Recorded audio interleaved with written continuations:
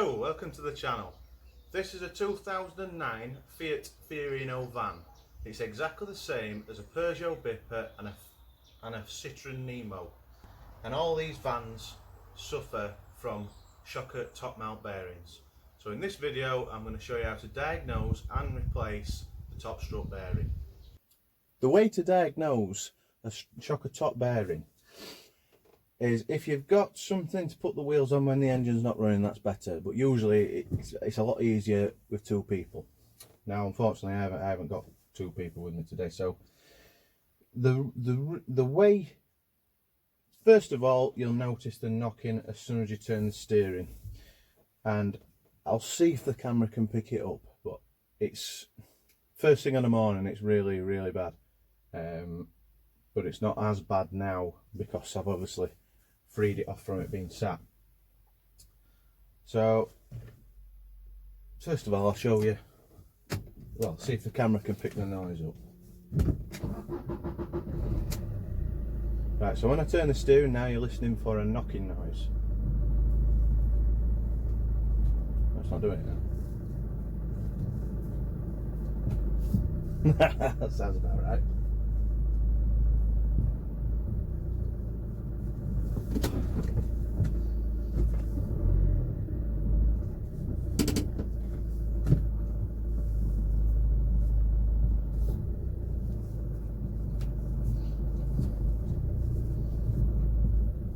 Alright, so the van's decided now it's not going to do the knocking noise. So what happens when I rotate the steering, the shock absorber has a bearing on the mounting at the top, and what happens is muck and water and moisture gets into the bearing and makes it rusty, so that when the shock absorber is rotating on the bearing, what happens is the bearing starts to grab. So as you're turning the steering, obviously the shock is trying to rotate, and then the bearing lets go and it goes bang, bang, bang. But because of the coil spring that's fitted, the initial jolt of the bearing letting go, it vibrates through the spring and makes the noise quite loud. Now obviously because I've driven it today, it's kind of freed the bearing off and it's not doing it.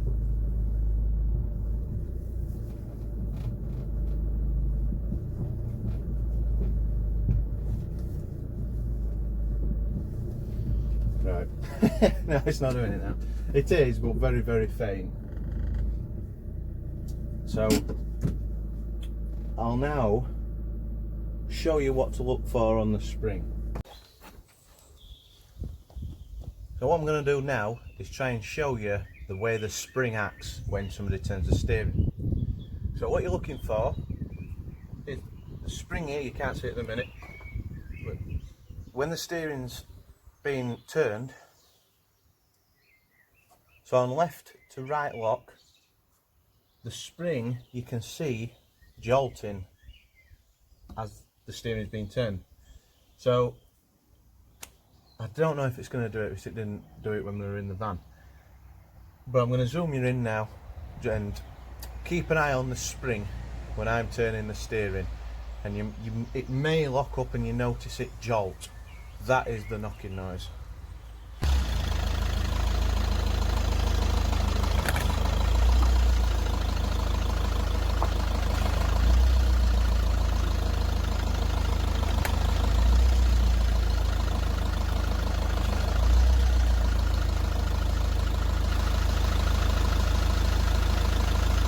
So the van obviously wants to prove me wrong, but first thing on the morning, this spring at this side bangs like mad. So I must have caught it in its early stages, because when it gets to the point where it does get to the point where it's banging all the time, whether it's warm, cold, being stood or on a run. So I think I've done it two or three times on this particular van, but I've done loads of these shocker top bearings on these. It doesn't matter if you've got a Citroen or Peugeot or a Fiat for that matter, they just wear out, they get water in them, and that's what happens, unfortunately.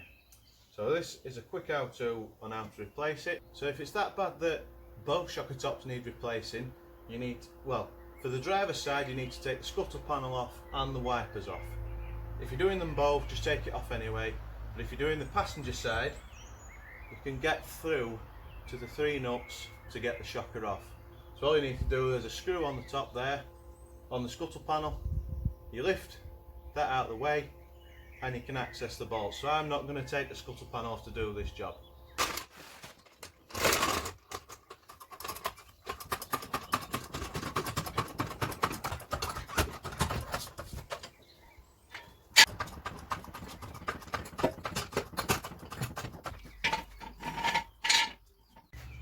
I'll just clean up all the threads. You've got the shocker mounting bolts here and here, the anti-roll bar drop link here, and obviously just pull the ABS lead off and the brake line, and then come to the top, 2 screws for the scuttle panel. I've just wedged up with a piece of wood. If you're doing the driver's side, you need to take the full scuttle panel off with the wipers, just so you can access the 3 nuts that hold the top mount in place.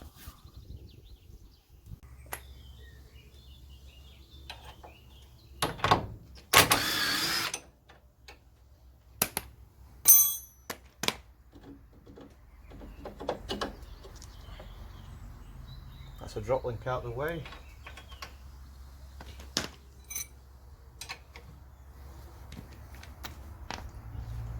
Take the shocker off the hub now.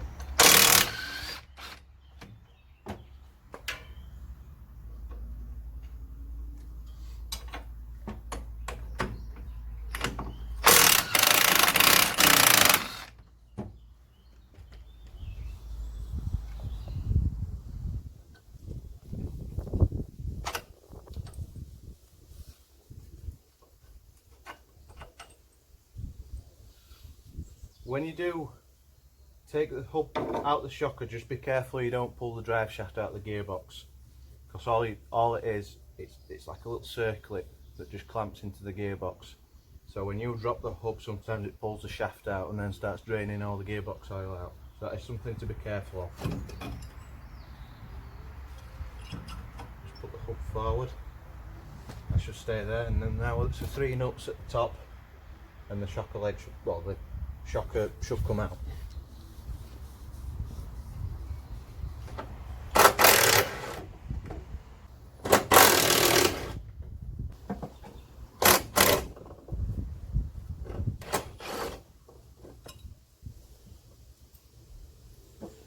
And there we go. So I've got the shock absorber and the spring compressor now. And this type of spring compressor, the way it works is it actually uses the bottom of the shock absorber as a mounting and holds on to the spring. So as the hydraulic ram at the back pushes the shock absorber up, the spring stays put, which allows you to remove the shocker top or change the spring or whatever it is you're doing. It's not the best in the world, but it's good for the big stuff. But the little stuff it tends to struggle with. But it still does the job, so if you notice here, just put a bit of tension on. That is supposed to spin very freely. And it's not, it is quite rough. And that is where the knocking noise is coming from. I've got a new one here.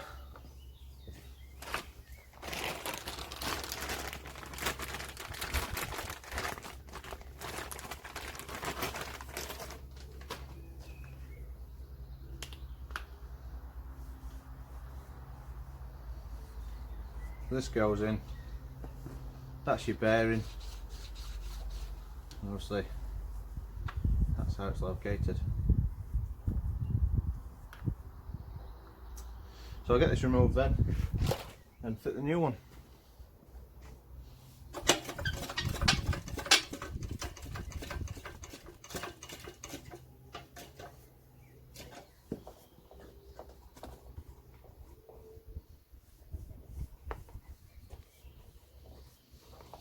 If you are changing a spring, just don't take the nut off, because it's a nut that actually holds the spring in place. So you've got to actually clamp the spring down to safely remove it. So if you just take that nut off, the spring will just boing off up into the air. and you probably would get hurt. Now, it's a bit crude, but vice grips, just make sure if you're using vice grips, you put them as high up the shocker as you can, because if it does damage the shock absorber slightly, you may cause a leak. So if you get your grips there, I've never had a problem.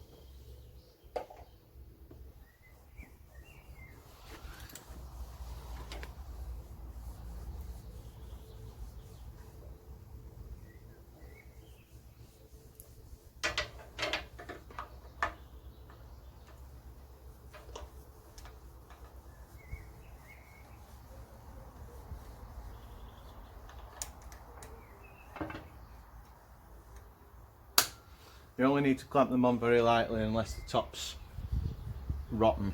Because I've had it off a few times now, I always put copper grease on when I fit it back, so the threads are nice and clear, so that nut should come off really easily.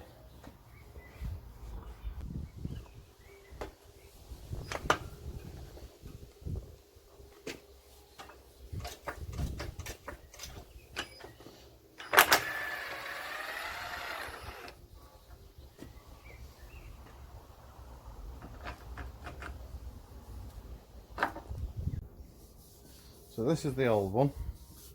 Now I've just caught it in its very early stages. Now it doesn't actually look in bad condition, but when you press it together and rotate, it's really rough. So obviously when it's been stood overnight, the bearings have started to clamp together, and the first couple of miles of driving, every time the steering wheel's turned, it juts as the steering's being turned, and that's what the noise is going through the van. You can, let's compare it to the new one, no noises. So even when you rotate them, you can feel how rough that actually is. But it's not the worst one I've done by far.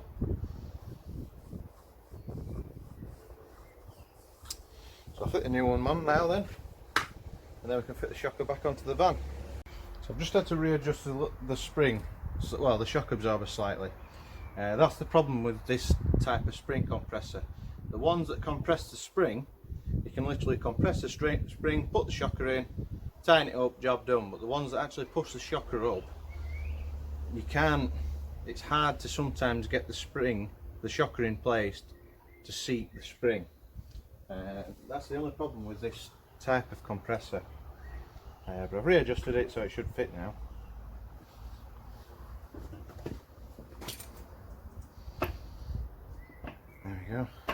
Get the bolt. No, sorry.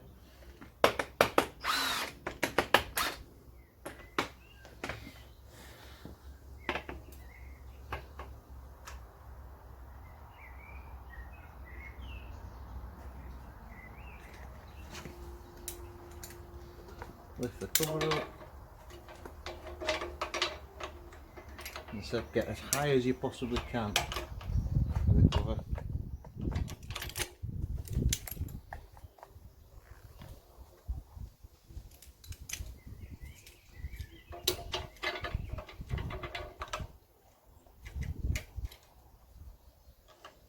So they're not, the vice grips aren't very tight around the shocker, so it won't do any damage. Hold that in place.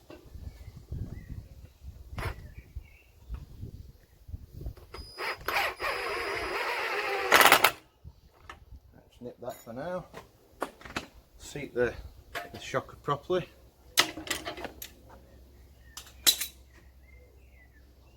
There we go, that's seated now. Just put a bit more tension and get that cover right.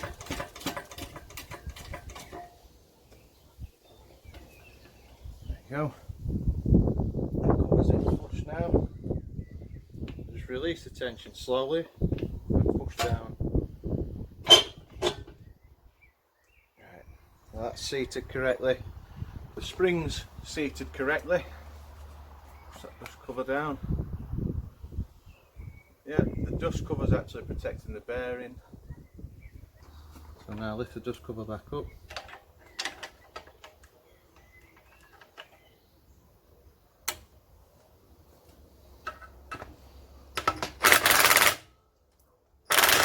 Oops. Right, that's nipped now.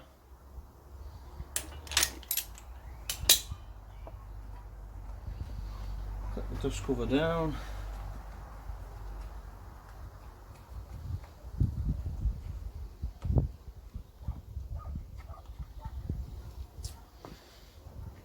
And release.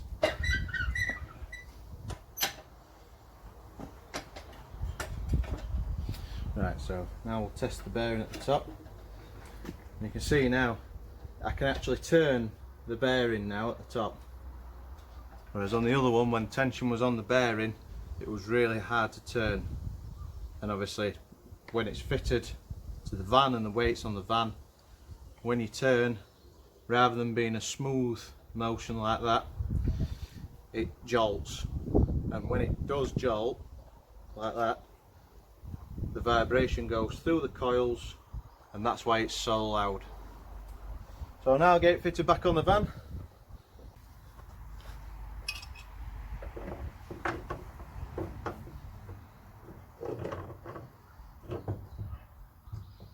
Put that roughly in a position now so I can guide it in from the top.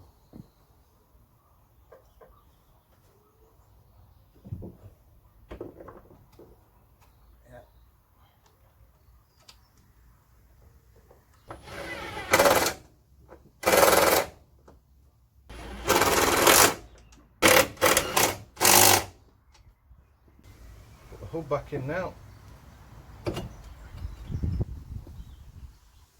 The bolts there.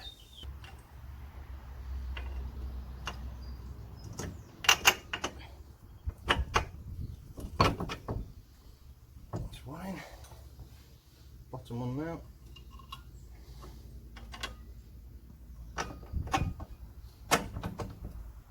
There you go.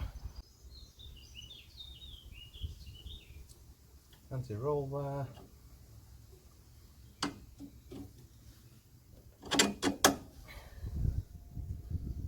Something I always do is just put a bit of copper grease on the threads,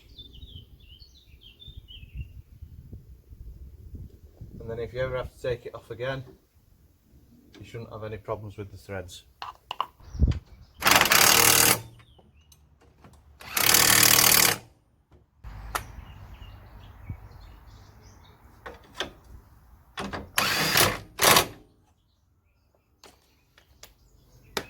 And obviously check everything by hand.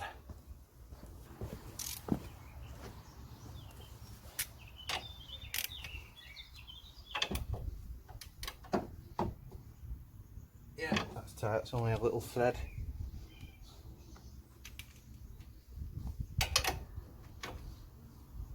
Yeah, that's tight.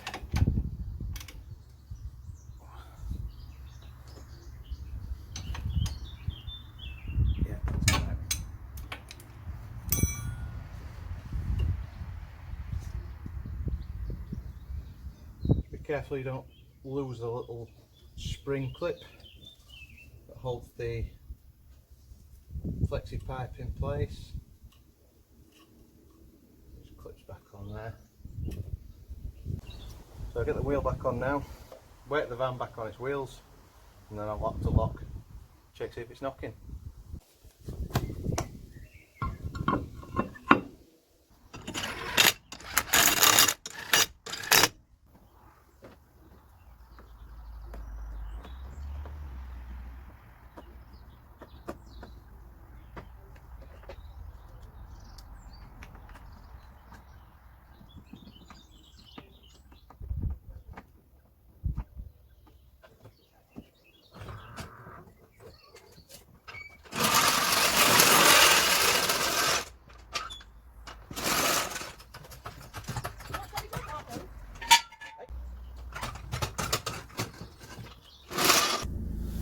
So just rock the van backwards and forwards to level suspension out.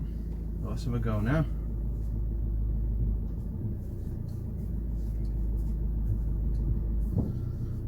There's There's no rumbling whatsoever anymore.